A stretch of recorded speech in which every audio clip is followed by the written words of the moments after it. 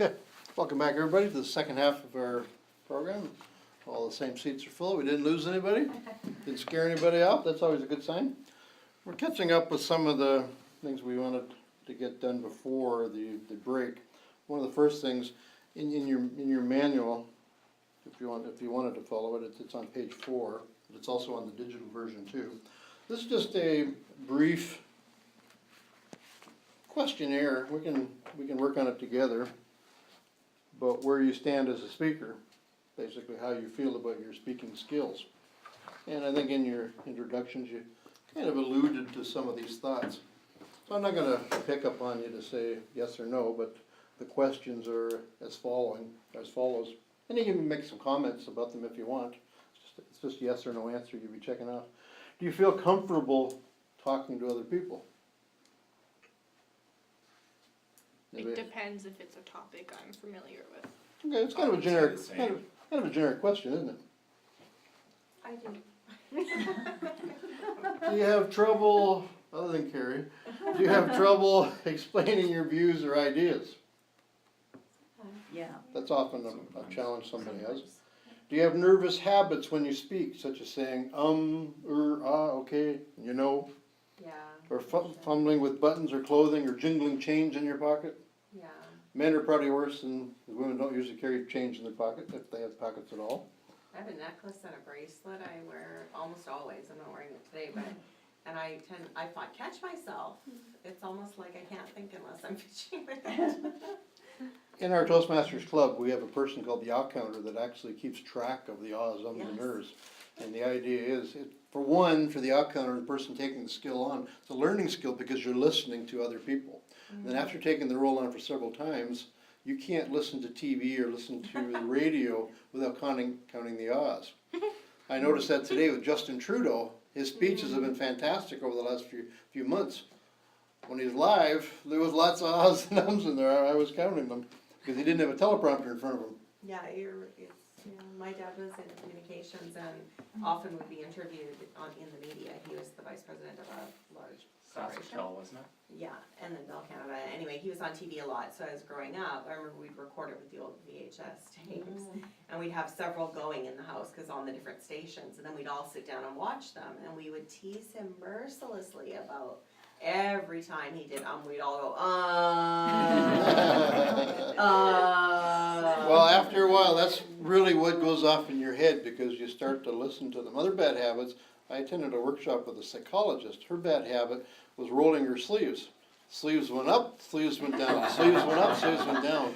And you probably wouldn't notice it unless you were attuned to it. But if it was on a time-lapse photography, it would just... it was truly distracting.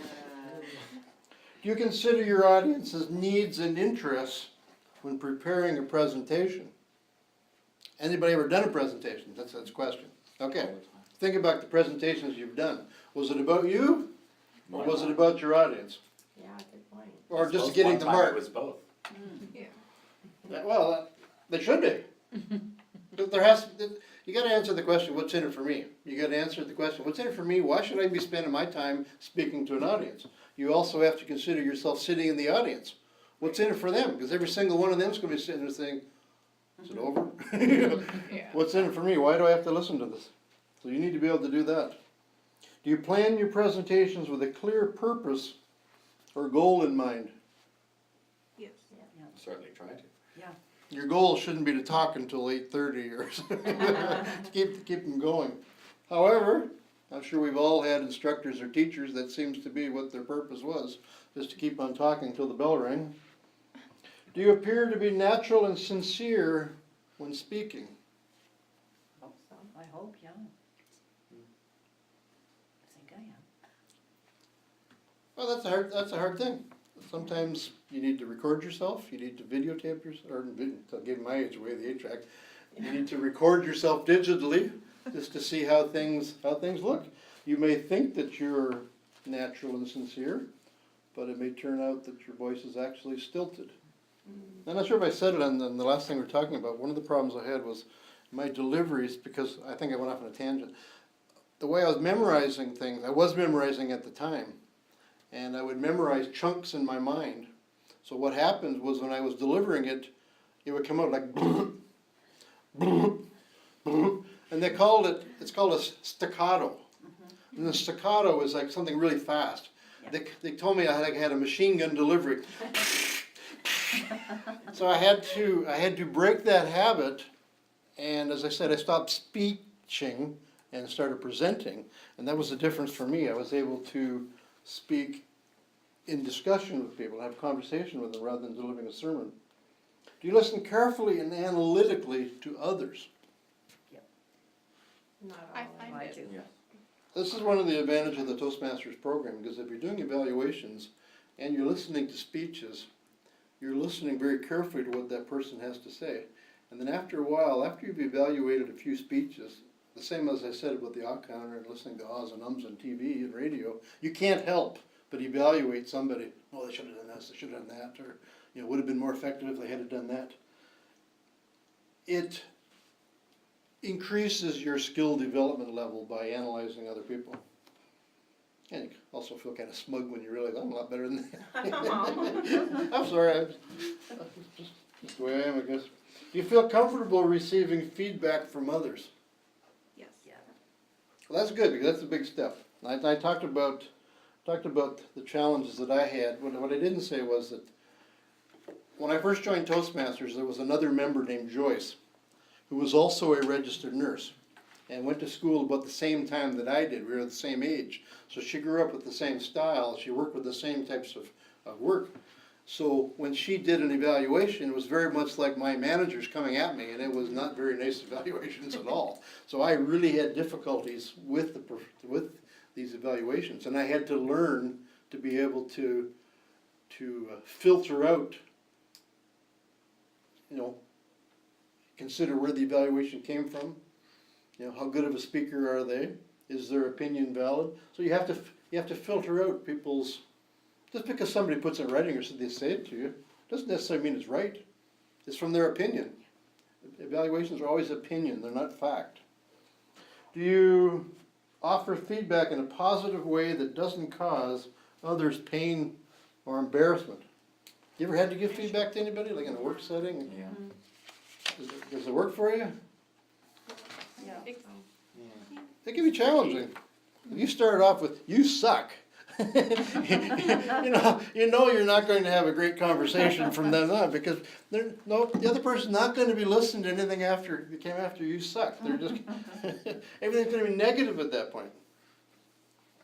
What we're going to do now is we passed up the manuals, we talked about the digital version. We're going to talk about table topics at this point. Give you an idea what table topics is. Table topics is one of the styles of speaking that we're going to practice at our Speechcraft program. And table topics is called impromptu speaking. Impromptu speaking is when you don't really know what the next topic's going to be.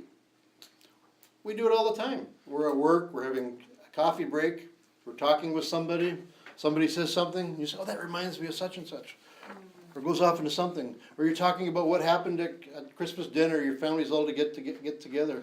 When you get together, you have these stories family traditions. Those are all impromptu speaking. You have a chance to speak. You get pulled over by the police on the side of the road. You have a chance for an impromptu, why were you speeding in a school zone? Now, most Toastmasters clubs, they want you to tell the truth in the table topics. Flying Solo is a little bit different. We allow you to not necessarily lie. We don't call it lying. We call it stretching the truth. I'm sure the RCMP would agree. And but Flying Solo is the difference between the police. You should tell the police the truth. If you're in a court of law and they ask you to swear to tell the whole truth, nothing but the truth, you don't go, maybe. This is not unless you want to be sleeping with some undesirable people that night, that is time to tell the truth. But we don't rely on you to tell the truth. We encourage you to stretch your imagination. So what I'm going to do is I'm going to put a topic on the table. I'm going to say a question. And I'm going to let everybody think about it. And then I'm going to call a person's name. And what that does, everybody has a chance to think about it. Let everybody suffer. That's what I look at. Let everybody suffer. Because if I just said, here's your topic, Carrie, nobody else listens. But if I let you think about the topic, and then call your name, everybody has a chance to think about that. And this is where the skill development is thinking on your feet. And speaking of on your feet, the expectation is that when I call your name, you're gonna stand up and you're going to answer the question. Now, every speech you give, doesn't matter if it's a short one or a long one, same idea, something, an opening, grab people's attention, provide some body, it has some conclusion. You know, table topics, Yvonne's gonna tell you in a moment how long you have, but you only have a short time. Often people struggle coming up with an idea. The suggestion is run with the first idea that hits your mind. Doesn't matter if it fits the question perfectly. Even if you have to change it to something you're more comfortable with, feel free to do that. The idea is to get you up on your feet so that you're speaking, you're thinking. This is the time to get that mind working at that 1,000 words per minute. And you're gonna see, we're gonna do a demonstration here in a moment. Ivona, how would you like to tell us how the time's gonna go for this? Mr. Table Topic Master, fellow Toastmasters, as a timer, my role is to time. But why do I do that? I do it because in public speaking or in any speaking or presenting, it is very important that we deliver our speech within a time that will keep our audience interested.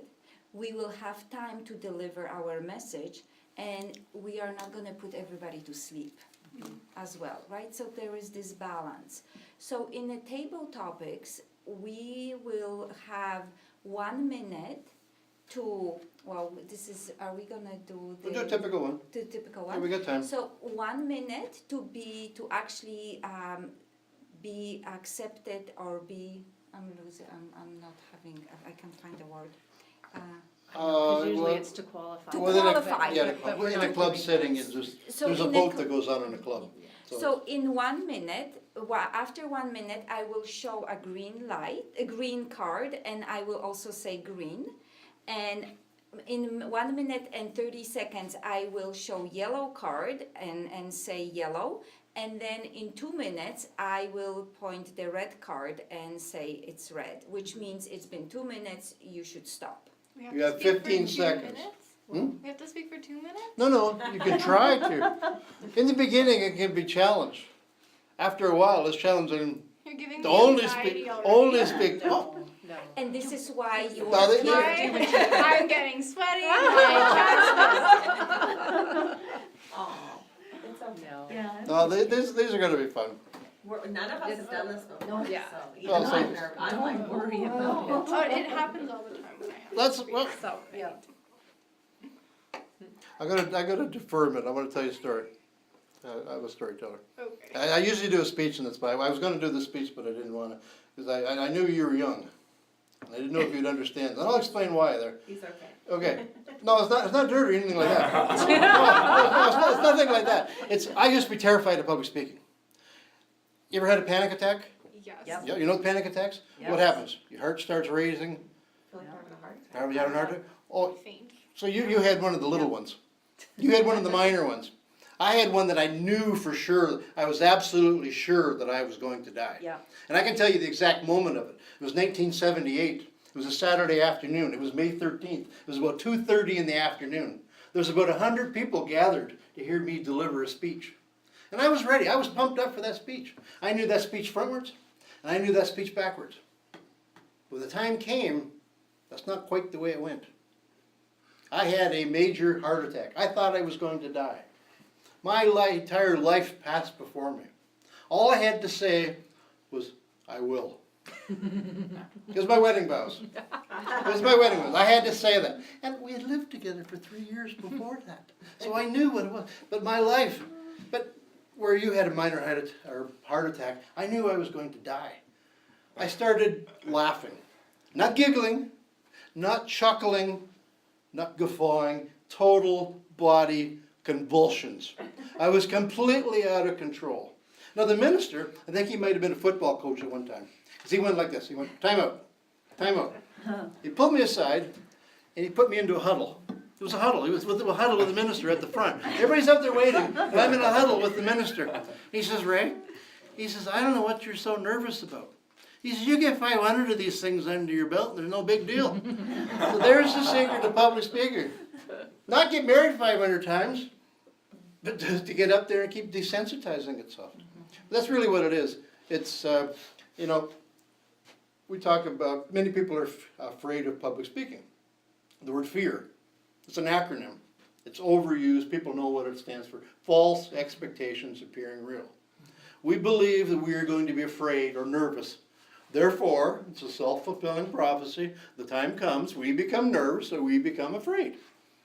It's that, you know, I'm showing my age, but you stand up to speak, and that internal 8-track tape deck in your head repeats. You might have a digital one now. you might have a digital one. There's still 8-track cassette up here. That whenever you stand up to speak, it plays the times that it didn't work out, the failures you have in life.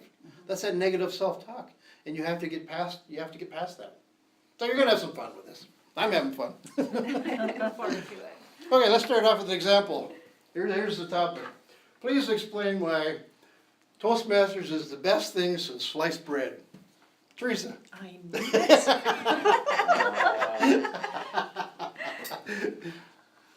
Oh my goodness. Didn't see that coming. Mr. Table Topics Master and fellow Toastmasters. Toastmasters is useful for everyone. We all need to know how to communicate. A lot of people think Toastmasters is about making presentations to large groups of people, which it can be. However, and that's why I went. But what I've learned is that it isn't so much just about that, but also about communicating, about making eye contact, about listening, about giving evaluations effectively, leadership, and who wouldn't get something from that? I mean, we all can use those skills, no matter what we do in our interpersonal skills at home, at work, or just in the community. So Toastmasters offers many different things. It is it's a self-directed course, so there isn't always a teacher like we have right here tonight. We actually all take on all the different roles, and when we become more comfortable, we take on more challenging roles, and we grow through that. And eventually, we chair meetings. Yellow. And learn how to evaluate. And it just goes on and on. Toastmasters is, I always like to say, it's whatever you put into it is what you get out of it. Thank you. I'm sold. So that's an example of a table topics. She didn't know what the question was. Once she started to hear the topic, she had an idea that she was going to be the one that was. And what Teresa will be doing after everybody gets a question, or two, depending how much time we have, she will be providing some feedback and evaluation, as she did with my particular speech. So let's get started here. I think you'll have fun with this one. Assuming you believe in post-secondary education, what do you think is best for you? And what would you recommend? College or university? Casey? Mr. Speaker, fellow Toastmasters, I strongly believe that post-secondary education is the key to unlocking prosperity later in life and eventually a comfortable retirement. In particular, it is my belief that attending an academically minded university is the key to attaining success in your adult life. A academically minded university not only teaches the basic academic skills that will be needed in particular subject fields, for instance, chemistry if you intend to become a chemist, or engineering if you intend to build bridges, but it also teaches crucial interpersonal, social, and writing skills that will become necessary in everyday life as coping mechanisms, as ways to work in offices and communities, and as ways to organize your own life for the benefit of your productivity. Green.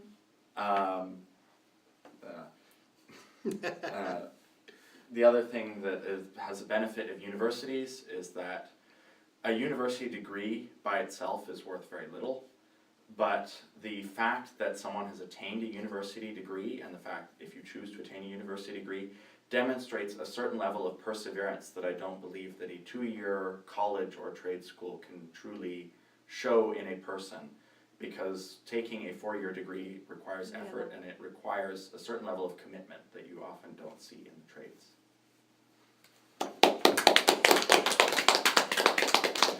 Well then, that wasn't so hard, was it? See how easy it was? That was awesome. I was hardly sweating at all. Our next question. What's better? Cats or dogs? Dogs. Lisa? Oh. Now we know the answer. Mr. Toastmaster and colleagues, what's better, dogs or cats? Both can be a friend and a help to a person. Dogs have jobs. Some cats probably even have jobs too, for all I know. But a dog and a cat are a worthwhile companion, even for children. They help teach children responsibility, and as we age, a dog or a cat is a good companion. I personally prefer dogs, as I have had a few over the years. And I think a dog would probably be best suited for a younger person, but depending on where a person lives and their situation in life, a cat may be the preferred. Green. The cat may be the preferred pet because of a person's living situation, such as an apartment, but a dog is suited for a house, and I personally would prefer a dog.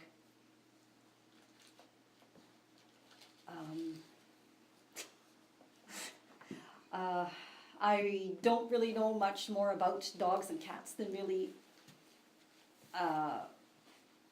except to say that they are a worthwhile investment in time and energy, and I would wish that at some point everybody could have the enjoyment of a pet, a dog or a cat.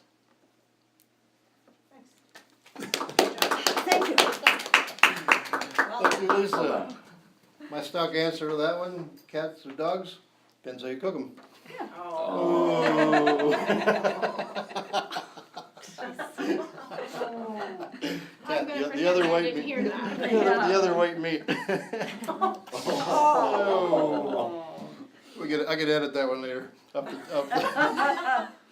Okay, tell us about a perfect vacation that you would like to have, or perhaps one that you've already been on that wasn't so perfect. Sarah? Mr. Toastmaster and fellow Toastmasters, I am here to speak to you about,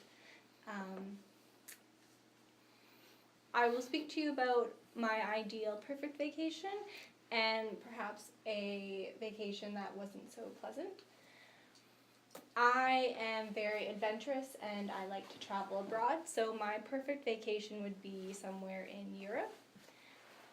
I perhaps would like to go somewhere in Eastern Europe because I have traveled there already, so I have a little bit of a feel of what it's like.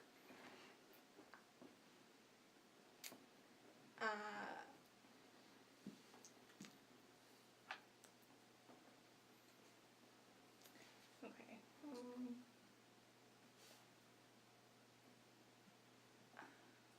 Okay, I will jump ahead to somewhere where I've been, where it has been unpleasant. Green. Where have I traveled to? Not a whole lot of places. I guess I've traveled to a lot of pleasant places. This class.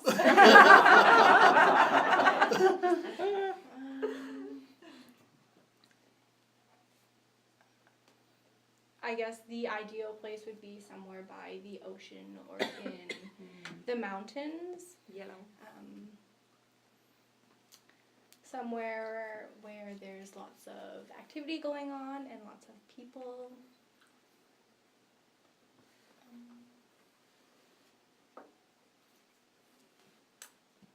I've tended to forget the questions, so I'm just going to sit down.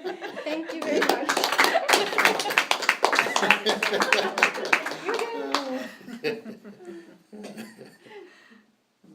And you're still alive. This is gonna be real challenging when figuring out who's gonna get this question. Just test your brain on this one. What are your thoughts on volunteerism? Oh, Carrie? Now that we've roped her Mr. into it. Chairperson and fellow Toastmasters, my views on volunteerism, when I have a very positive view of volunteerism and volunteers in particular. When I conduct training sessions with volunteers, I usually start by saying to them that the reason that I love my job is because of the people that I get to work with, and the people I get to work with are volunteers. And volunteers are not cranky people. Cranky, grouchy, selfish people don't come and sit into my office and say, yeah, I want to give you some of my time. And you're going to take it. And I'm not going to ask for anything in return, and I'm going to love it. Deal with that. They don't do that. Grumpy people don't tend to come and volunteer their time with me. And maybe if they were a little bit grumpy before they came in my office, they won't leave that way. I think that I know that volunteerism is a selfish pursuit, and not everyone will believe me when I tell them that, but it really is. Don't tell anyone, it's my little secret. It makes you feel wonderful about yourself. It makes you feel more connected to your community. It makes you feel more comfortable in your friendships because you're sharing that experience with other people, even if it's just going and telling them a little bit about CNIB and what you're doing. It makes you feel good that you're sharing talents with other people, and it makes the community a better place when we're all sharing the best of ourselves. And I think that volunteerism offers an opportunity for each of you to give that special piece of yourself and develop your own talents. Thank you. All that would be No, I like to include absolutely everybody that's in this room. Now, we've had one person, she's been listening very carefully, and timing everybody. And in all fairness, this is kind of a bonus round. I'm not gonna pick a topic out. I'm going to let her pick a topic from any of these ones that were already on the table. She can give her perspective. Please welcome Ivona. Mr. Table Topic Masters and fellow Toastmasters. Wow, what a privilege. Let me start with post-secondary education. I believe that post-secondary education is really very individual. I agree with Casey that for some people, university degree is fantastic. Others, if their interests are in more where the college education is good, or it gives them the education they need, then that's wonderful. Cats and dogs, I used to think that I'm a dog person until just recently I was cat sitting, and I fell in love with cats. But I have my daughter has a little puppy, chocolate lab.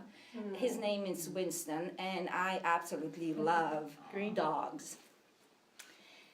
Vacation, I'm from Eastern Europe, so you know what, I've spent a lot of time on vacation in Europe, but my probably very favorite place to go on vacation would be somewhere warm. I would love to go to Hawaii. I would love to go to Hawaii and spend sometimes on a warm beach and explore Hawaii because the islands are beautiful. And I just recently signed up to be a volunteer at Women's Shelter. And when you are saying about the selfishness, I totally agree. It probably had very little to do with giving and the satisfaction of just going out and participating.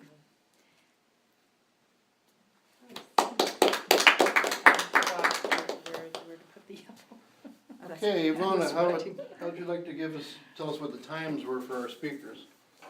Remember how long they had? They had a maximum of 2 minutes and 15 seconds? Oh, Everybody, I was actually quite impressed with the timing. The very first table topic that I presented, I didn't last to a full minute. It was just like 55 seconds. And so Casey spoke for 1 minute and 37 seconds. Lisa talked for 1 minute and 47 seconds. Sarah talked for 1 minute and 53 seconds. Carrie spoke for 1 minute and 40 seconds. Teresa, I'm sorry I missed you, 1 minute and 49 seconds. And I did speak for 1 minute and 58 seconds. So we all got qualified for something. Thank you, Ivona. As I said earlier, every aspect of our program, whenever you speak, we receive feedback. We've had a Toastmaster member listening very carefully to almost everything that was said in the last few minutes. So please welcome Teresa Keeler.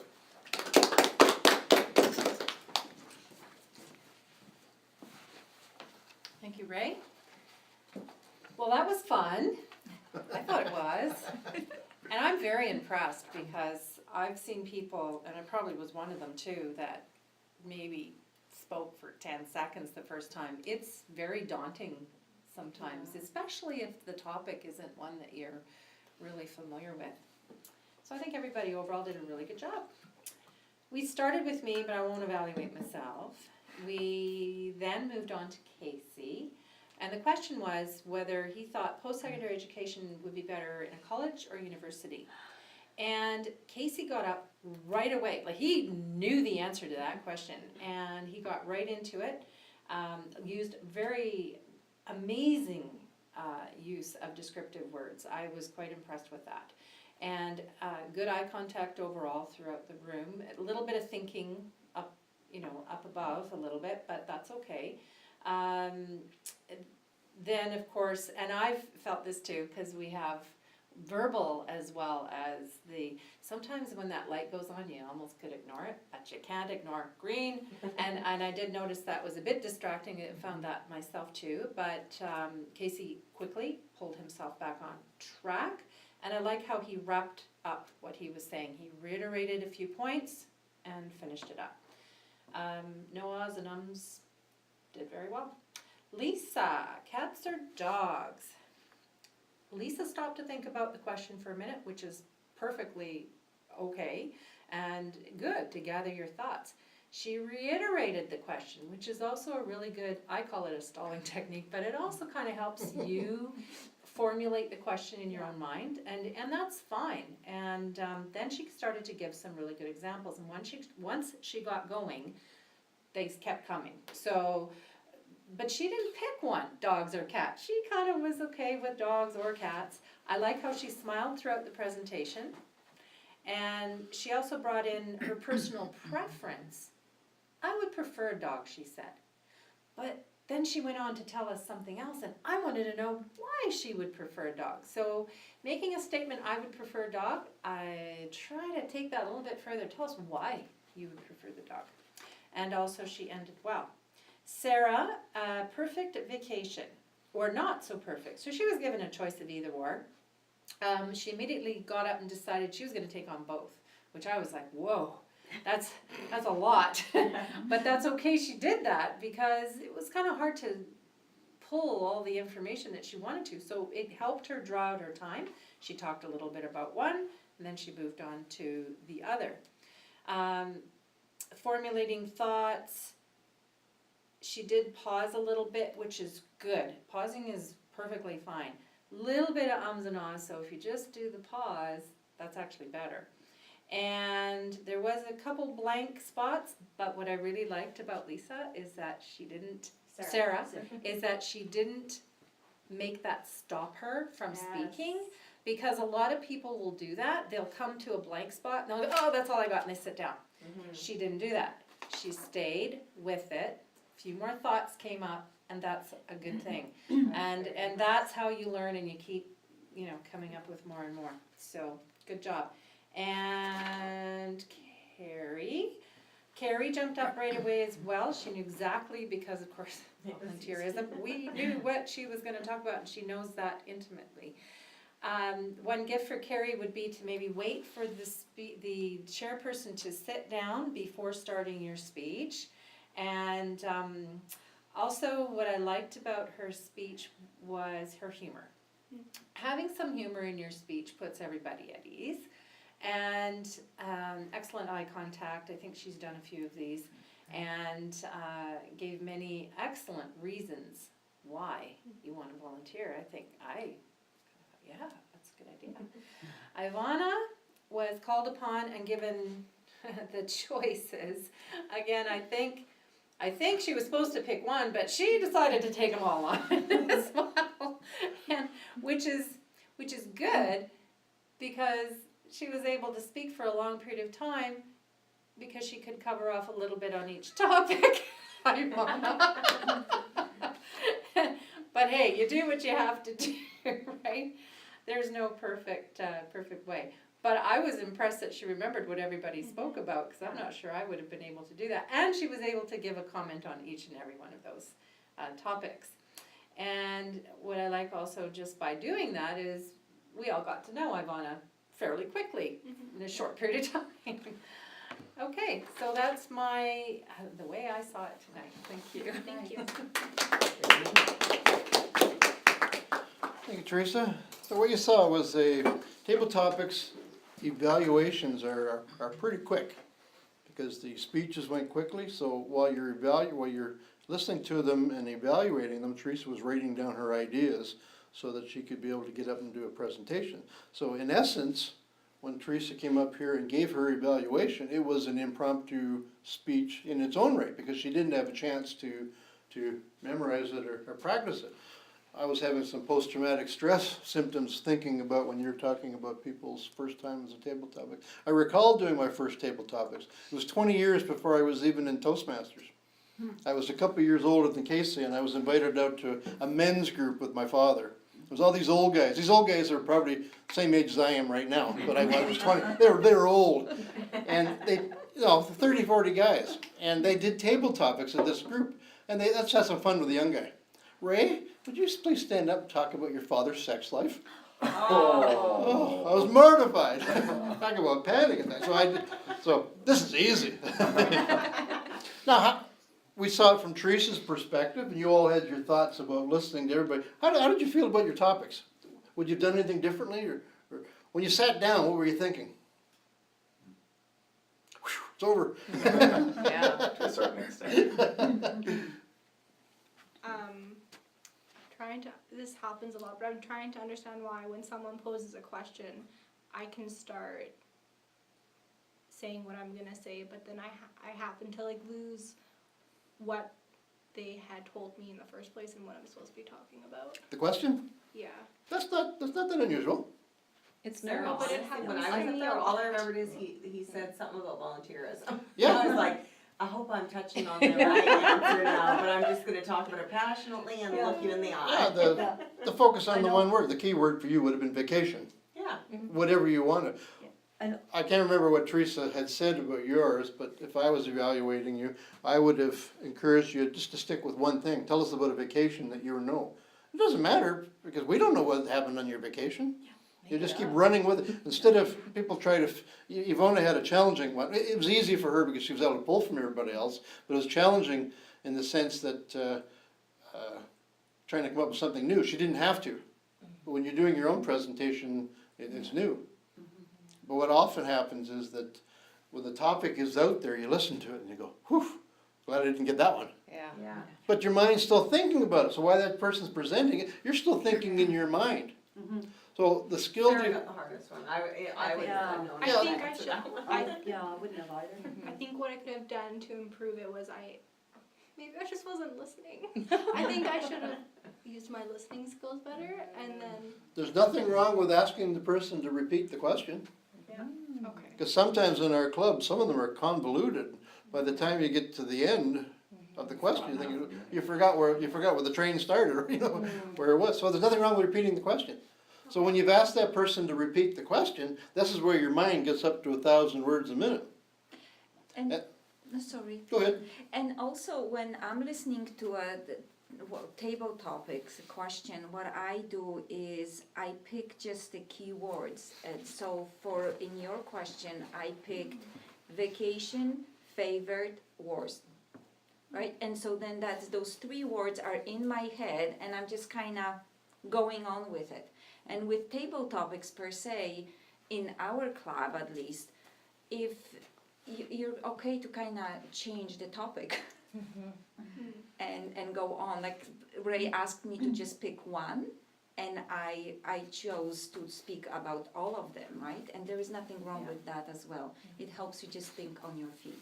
Or Lisa said, like was due for cats or dogs, but Lisa took the approach, which I actually really love, of for some people it may be cats and here's why, and for some people it may be dogs and here's why. Yes, I like dogs, but here's a really good argument for why a cat might be better for an older person who lives in an apartment, and a dog maybe with someone. I thought that was fantastic. See, now I feel bad for taking the hard line. No, you're But the Oh, idea but you're gonna have 5 more weeks to have lots of topics. really, it's about practicing to speak, so there's no right or wrong. Okay, The the greatest thing that you did, sorry, Go ahead. I just wanted to say is, I was so impressed that you stood up there, even when you were like, not sure, I was like, oh my God, I would have sat down, and I will talk about anything, and I was so impressed that you were like, I am staying up here, I am gonna find something in that head, and I'm gonna talk about it, like, that stick-to-itiveness was, you must be a very stubborn person. Everything that's been said here really is a good segue into the next section. And what I'm going to be delivering right now is it's an educational presentation on selecting a speech topic. So Yvonne, it's 5 to 7 minutes. Keep track of our time here. So it'll be 5 to 7 minutes, and it's very much an impromptu talk because I really haven't got one planned. I don't have a formal presentation to do. I'm going to talk about how to select a topic for your speeches and any speech that you're going to be giving in the future. With the table topics session, the topics were given to you. As we move forward in this program, over the next 5 weeks, you're going to be delivering 5 presentations of 3 to 5 minutes. And each one has its own specific objective. The first one you're going to be delivering next week is called an icebreaker. And that's where you are introducing yourself to this particular group. It's an introducing, a little bit different than what we did when we stood up and we introduced ourselves. You're going to tell us, we're going to get to know you. So if there's any topic that you are an expert on, it should be, well, not me, yourself. You should be experts on yourself. So that one's a relatively easy one to do. But anybody over 20? Under 20? That's a long time. Can you fit 20, 40, 50, 60 years into 5 minutes? No. So you have to come up with some kind of a focus. Some people take a chronological approach. I was born in Toronto. If you're from Toronto, you say Toronto. If you're out here, you say Toronto. But I was born in Toronto. Then I moved here and I moved all over the place. And then I could do that. I went to school. After school, I wanted to become a chef. I worked in a psychiatric hospital in the kitchen. So I thought I wanted to become a chef. So I ended up a nurse. It's kind of a diversion. You were talking about college and university. 2 years, under $1,000, and I've managed to turn it into a 40-year career in nursing. So for me, it worked out fine. So that would be an example of chronological. I could talk about what I've done for a career. Now, nursing's only been temporary for me for 40 years. I still don't know what I'm going to be when I grow up. So if I took a chronological approach, I started in dietary. I went on to nursing. Now I'm into, it could be speaking. I've published 4 books that I've You know, if I make enough money to pay for the books that cost me to publish, I'm a, a bestseller. I'd buy one. So I could go any of those routes there. I could talk about all the different things that I do. So that's a chronological route. Another thing you could do for coming up with a topic for any of the following speeches, other than your icebreaker, they have specific objectives that you're trying to meet, some skills that you're working on. But the topics are wide open. You can speak about anything you want. So anybody have any interests? That seems like a stupid question, doesn't it? We all have different interests. But you might be an expert or very experienced with your interest. And you might think, well, everybody does it. But when you start talking to people, you find out, no. How many people, you know, some people might collect some kind of a baseball card or Transformers or, you know, something like that. I'm not trying to date your age. My kids are in their 30s and they collect Transformers. So you can't stereotype. But you could be an expert at collecting anything. That's something nobody else knows about. And that's a perfect topic to share with people, to tell people about it. Whether you want to convince somebody to take up the hobby or your interest, or just a general interest about it. You know, that's a perfect topic. About your family. You can talk about where are you in your family. Are you married? Do you have a significant other? Are you in a relationship? Where are you in your family? You can talk about your childhood. You can talk about the family you have if you have kids. What are your goals and aspirations? Those are all topics you can talk about. A beginning speaker quite often has challenges thinking, I don't know what to talk about. But when you think about it, there are probably so many topics out there that if you started talking right now, you'd never complete them by the time, well, it's time to check out and your life is over. You get together, family holidays, Christmas times, Thanksgiving, or whenever your family gets together. And if they have a tradition, quite often, you ever notice you get together and you talk about something that happened at the last storm, or the time that Uncle Joe got quite polluted, chased the cat, the Christmas tree fell over. Maybe that was just my family. You can talk about that. Something that the stories that you tell on a regular basis. Maybe you could talk about why did you choose your spouse? No, that could be interesting. No. I was told when and where to show up. she's not here. She's not here, so I can talk about her now. She's not here. Well, that could be an interesting story to share with people. You could talk about why you chose your specific vocation.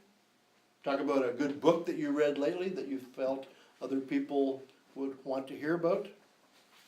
Any other topics that you would think of? Anything you want to share with people about you so that they can understand who you are a little bit better. Maybe from a perspective that they might not understand. It would be good. I think people overthink it. They're trying to come, in the beginning, they try to come up with a perfect topic. It's not about coming up with a perfect topic. It's coming up with a topic that you're comfortable with, and you get up and you can speak on it. That's what it's about, getting up and getting that, I want to say stage time.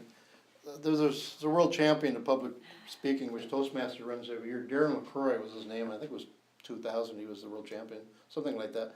And his secret to becoming an excellent public speaker is stage time, stage time, stage time. Mm-hmm.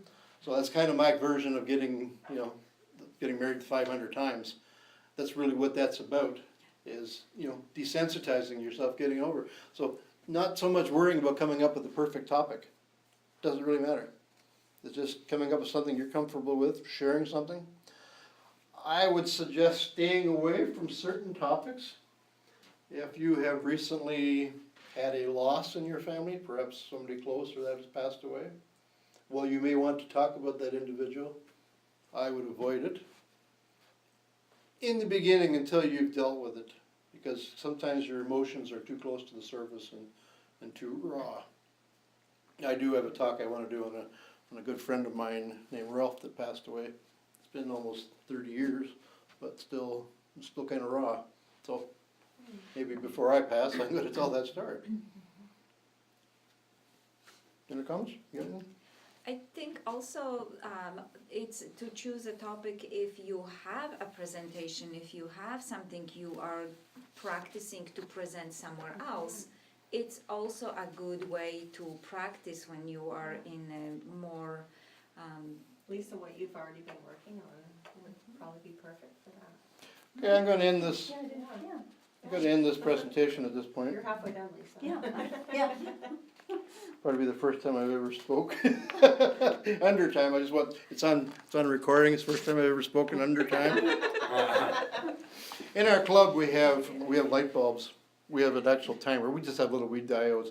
But when the club was first developed, they were large, like Christmas tree light bulbs. The yellow, the green, yellow, and red. And I was giving a presentation on, it was called Demonstrate Something. And I was showing how to make homemade beer. Well, what happened was I got to the red light burned out in the middle of my presentation. So I was about 5 minutes over. So they started calling me Red Light Ray from that point because I was always running the red light. It takes time to make homemade beer. You don't rush that. So I'm going to talk about the next few minutes. We're getting to the end of our time together for this first session. Is talking about what we're going to be doing next time. So there is an assignment. You've got your manuals, and you've also got the digital version. You can check it out. So the chapters in the book, I think they go 1 to 10 if I recall, don't necessarily tie into chapter 1, meeting 1, chapter 2, meeting 2. They don't necessarily tie in. Some of the chapters go over, like chapter 3 is actually the icebreaker. The objectives for the icebreaker, as I said, is basically begin speaking before an audience, to help you understand what areas require particular emphasis in your speaking development. That's where you're going to get from the feedback from the evaluator, and to introduce yourself to your fellow participants. Time 2 to 3 minutes, so it's a fairly short one. And just so everyone knows, I'm not here next week, I'll be in Las Vegas. But, So if your speech is talking about Carrie, feel free. will be recorded, so you may want to be After that, careful. You'll be talking about Las Vegas. I'm going to run my first 5K, I'm pretty excited for it. That's good. Yeah, In Vegas, baby. Congratulations. running down the strip, they close the strip off for you to run and. Oh, cool. I'm excited. Yeah, but Casey will be. The big question is why? You know what, over the last 16 months, I've lost 100 pounds. Really? And it's my way of celebrating my health and, Good for you. thank you. Really? Well, sound like a speech? Yeah, there's. Well, We should talk one day. One day, 3 weeks from now, when she's back, we'll slot her in somewhere. I want to hear the details. The only reason I run that distance nowadays is somebody's chasing me. I joke that I'm willing to run it for cheese. Like if someone holds up cheese at the finish line, I'm done. I'll be there in a minute. Annually on the scooter, Yeah, a little stick or something. yeah, cheese is my, Me too, cheese that's is my my weakness. thing. Kryptonite and my love. Yeah, just double checking what the expectations are.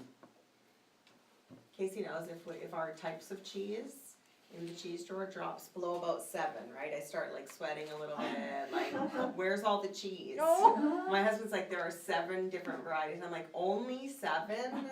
And do you Except know brie, which of course. wine goes with Brie in which our house cheese? is, it's I only, can't have it as Oh, I much as I love used to. brie can only be theoretically observed in our house because Yeah. it generally disappears within a few seconds. Yeah. of Camel- walking in. camel- That's not me though, someone else is Yeah, the that's me. Brie-aholic. That would be Casey. You're Camembert and Campazola. Camazola. I don't know that one. I think we covered everything that we were going to cover this evening. Any questions at all, or comments? We're gonna go to general evaluator in a moment, but Yeah. any comments or questions, or something you're wondering about, or? I have a question. That's good. A couple. Okay, so for the assignment next week, would you prefer that we just pick one topic, or are we allowed to pick? It's the icebreaker, so you're introducing yourself to the group.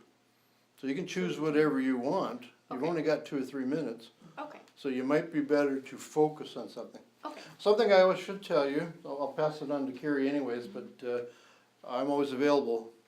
If you want to email me for questions on it, and if you want to write my email down, it says raystonehouse.ca.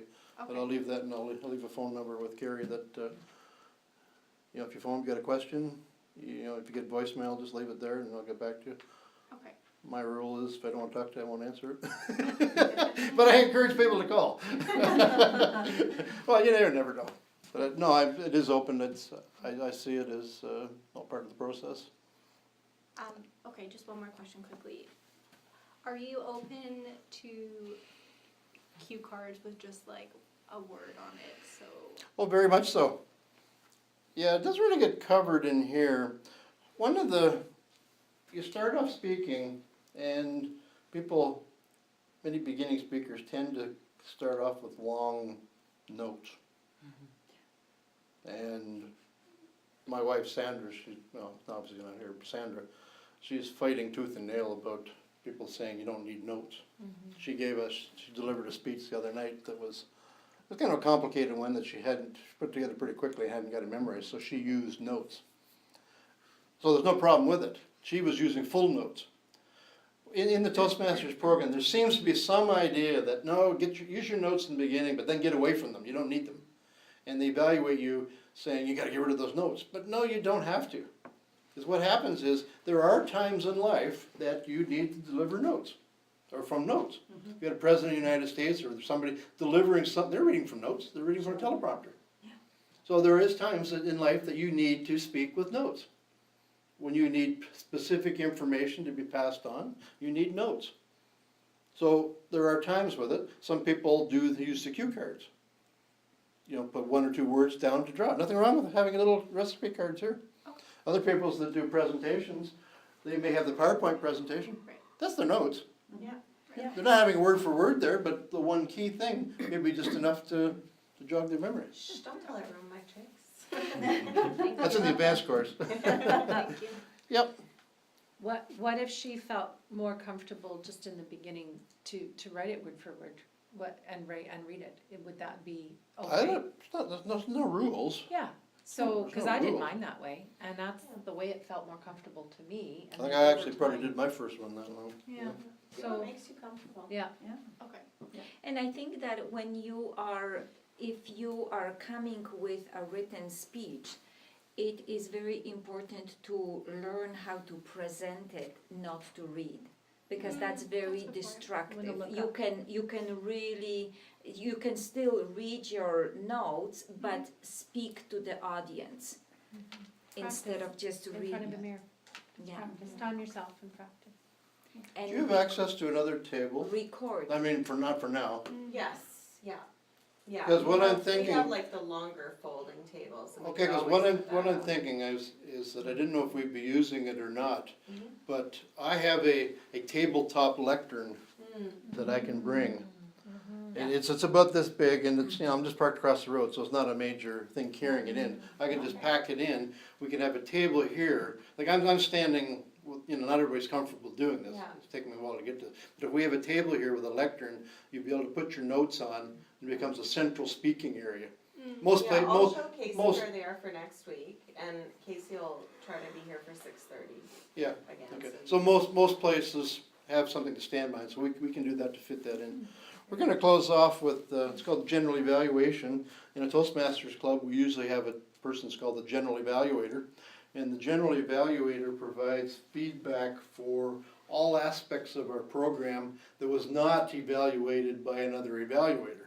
So the general evaluator wouldn't evaluate a speaker because a speech evaluator would have evaluated them. And, no, it's not your role. So a speech evaluator, or the speakers would not be evaluated, and every other aspect. So basically, we're not gonna have a general evaluator, we're just gonna go around robin, just share something you liked about this meeting, or something you think could be improved. That's how we learn. Casey, any thoughts? I very much appreciated the chance, I guess, almost to be forced into public speaking. I'm a voluntold, not a volunteer. But I think that it's probably good for me and for most people, I think, to sort of have just the small enough amount of pressure that there's just enough expectation that it's not something you can easily shrug off and put off, but there's not so much expectation that it feels horribly anxiety inducing and panic attack creating, like you mentioned, your wedding.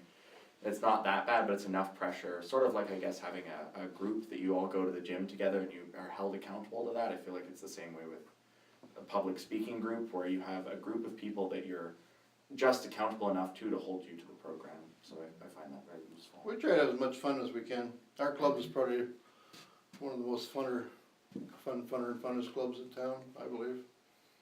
Bad grammar. I like that one, fun, funner, and funnest. I think I gotta copyright it.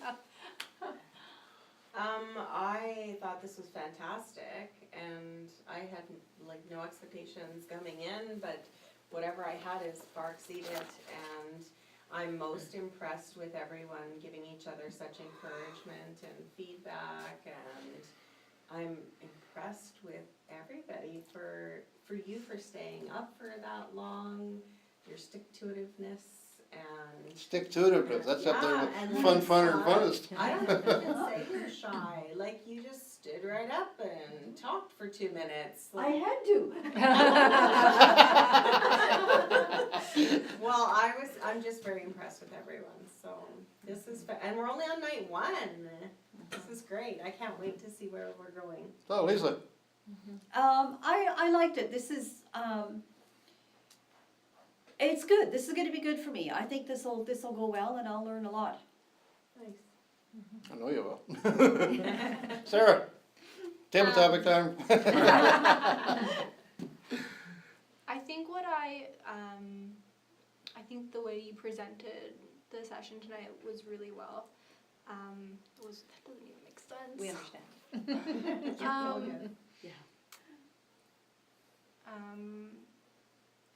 I was really grateful for everyone's positivity. I'm very thankful that you take time out of your day to give presentations about Toastmasters, because I think there are a lot of people who could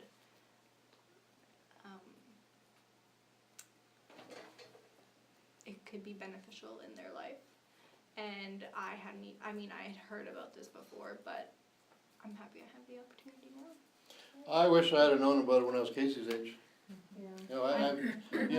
You get opportunity in life, door number 1, door number 2. I don't know where things would have been if, I wouldn't have spent the first 20 years being scared and shy and, Teresa. It was a pleasure to come tonight and to meet you all and be part of the group and share with you what we do every week. And it's fun to do that in an atmosphere where people don't have expectations or don't know what to expect, and sort of see it from that first time again. Takes me back. Oh yeah, I remember,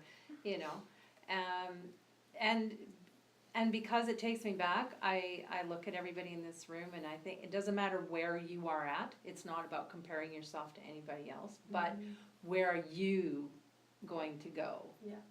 Because I've been a Toastmaster for 5 years, and although I'm way better than I was, I have a long way to go.